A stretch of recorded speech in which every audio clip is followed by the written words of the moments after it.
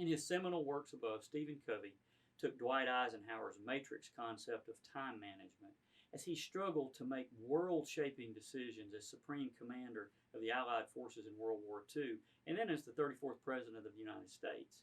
Covey popularized this concept as the Four Quadrants, which used the matrices of urgency and importance through which we can filter all of our priorities and how we organize and manage our time and where we place our focus. So here you see an example taken from my own quadrants notebook for this year. You see that quadrant 1 is both urgent and important. This might be an acute illness or acute symptom, a crucial deadline, unexpected family emergency. Items in quadrant 1 press on us, but they're important. It's both urgent and important. Then below you have quadrant 3. These things are urgent but not important. Let's say that this is most of the notifications on our smartphone, most of the emails that beg for our attention from someone who wants our money. It often holds other people's priorities for our time. If you're someone who can't say no to others' expectations of you, you spend a lot of time in quadrant 3. And then you resent them for it, or you resent yourself for letting them take your time. You see, these quadrants help clarify if you're actually living your own life or if you're being lived by others. Many amusements and time stealers go into quadrant 3 or even quadrant 4, which is neither urgent nor important. This is the scary quadrant because a lot of us spend time there. It holds things that are wasteful and destructive like mindless television, overeating, gossip, or bad habits. But then, quadrant 2. It's important but not urgent. It doesn't press on us. We have to act upon it. Folks, this is where growth, investment, education, self-improvement, and a transformed life occur. Our relationships that require nurturing the most and the enduring things of life go into quadrant 2, as does our health. A side note, 95% of Twitter, Facebook, and notifications on your phone fall into quadrants 3, if not 4. So solution number 5, confess the fact that your priorities and how you spend your time may have shown a lack of integrity in certain areas, and then recommit to your non-negotiable priorities. Learn to say no to things that aren't your responsibility, that are the responsibility of others, or life priorities that belong to others, not yourself. Then schedule your priorities and your non-negotiables. So you may say, okay, Doc, fine. How do we learn what we must say no to? Well, most of the great researchers and efficiency experts in history that deal with effectiveness teach that before you can make time for your big yes, you've got to learn to say no to the things that take and steal our energy. And you've got to leave aside and put away those time stealers and time wasters. Now, we know that quadrant 1 emergencies and urgencies are always going to be there. And that's a lot of life. We understand that there are things every day that take a hefty piece of our time and energy, and we must do them. But then what do we do with that 3 to 5 hours a day over which we have a choice, in which we either exercise the discipline of doing the right things or the undiscipline of doing the easy and the comfortable?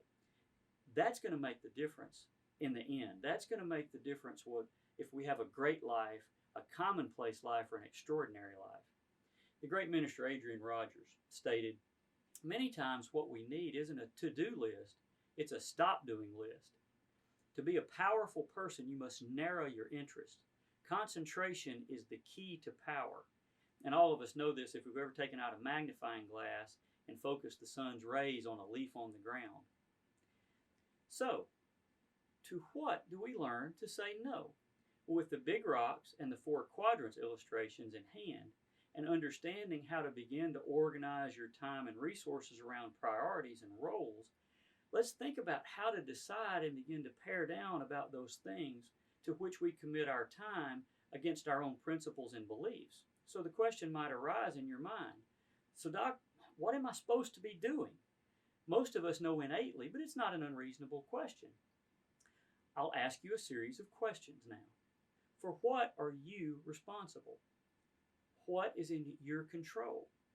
Just as importantly, what is outside of your control, influence, and responsibility? And what should these actions that you are deciding to do now focus upon? I want to illustrate this with a concept called the two circles. the circle of concern and the circle of influence. This concept is so powerful that it is the basis of my second book that I've begun called Extremities, to be ready for publication in spring of 2021 or the summer. The concept is taken from the principles of the Covey Leadership Institute. The first circle is that of worry or concern. Now, these are things that are outside our control, that we consider, that we fret about, that we think about, to which we give our mental energies. Then we have the circle of control or influence. Now, the circles can grow larger or smaller depending upon our focus, attitude, and actions. We all want our sphere of concern and our sphere of influence to be equal or really close together and balanced. And we need them to be in scope close to one another so that we're placing our energies where we have influence. We want to place our thoughts and our concerns where we can control things and where we can make a difference. But sadly, far too many will have a much larger volume in their circle of concern and allowing their circle of influence to decrease and atrophy. Sadder still, for many retirees, their circle of influence is much greater than their concerns, which have contracted down sadly into selfishness and wastes of time, such as little coffee clatches or going to the club or staying on the golf course all day or just mindless chatter or hobbies that are just pleasures that really won't make a difference 100 years from now. Now, to the contrary, I have two dear men in my life in their 70s that I consider personal mentors that are still growing, still involved, still influencing others with great, vast realms of service. You can all think of ladies in your lives that are brimming with vitality and love and service, that are impacting vast numbers of people because they intentionally focus on their circle of influence rather than the circles outside of their control. The men that I talked about have a growing legacy. They're blessing me personally. And you ladies in the audience can take the opportunity to become that kind of person as well. So what's outside of your circle of influence? Others' opinions, others' attitudes, others' expectations, Washington, D.C., the weather, co-workers' behaviors and attitudes, terrorism, natural disasters, the economy, and the media. Now, think of what is in the circle of influence for each of us. What we read, our habits, our daily bedtime, when we wake up, our exercise, what we choose to learn, our attitude, our choices, our thoughts, and the words we speak. I would add, as you consider this weighty subject and matter, that it's time for many of us to forsake the idea that they are determined by their circumstances. Based on the circles and conscience, you know that you are responsible. But think about how many people live their lives in a different way. Think about how most people think, how many people talk about especially the issues of life that are important. You have those who are determined, and by determined, I don't mean determined like willing and having a strong willpower. I mean the victimized sense. Determined people say things like this: well, that's just the way I am. They make me so mad. I just don't have time. If only my spouse were, I have to do it. Another word for determined people is irresponsible.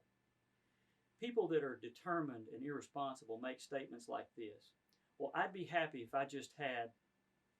if only I had a better boss, if I just had my degree, if I only had more time. Disciplined people think and act differently. People that are responsible say, I can change if needed. I control my own feelings. I choose how I spend my time. I can't control my spouse, only myself. I will choose my response to this situation. So another word for disciplined people is what? Responsible people. Most of the successful, centered, and calm people that I've come in contact with in my life live in the circle of influence. Their words, on the contrary to those who are determined and irresponsible, sound more like this: I can be more patient if I choose. I can become more loving. I can become more disciplined. I have 24 hours in a day just like everyone else does. Irresponsible people that live in the circle of concern focus on their circumstances and things that are out there. They blame and scapegoat. Responsible people live in the circle of influence and focus on choices that they make inside themselves. Like, I can become content. I can be a great employee. I can become disciplined.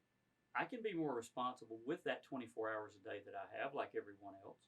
I can be thankful for what I have. Responsible people focus on what they can become. Irresponsible people focus on what they have.